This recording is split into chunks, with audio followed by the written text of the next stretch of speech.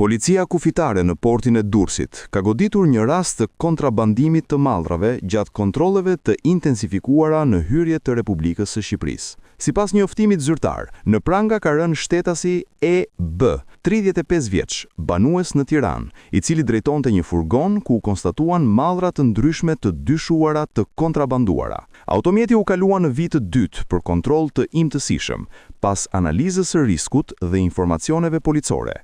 Gjatë kontrollit, në furgon u gjetën bizhuteri, produkte kozmetike, veshmbathje, produkte ushqimore, medikamente mjekësore, si dhe lubrifikant për automjete, të cilat nuk shoqëroheshin me dokumentacionin përkatës. Policia bëri me dije se mallrat dhe automjeti u sekuestruan në cilësinë e provës materiale, ndërsa pas përfundimit të veprimeve procedurale, 35 vjeçari u arrestua në flagrancë. Materialet janë referuar prokurorisë së Durrësit për vijimin e hetimeve.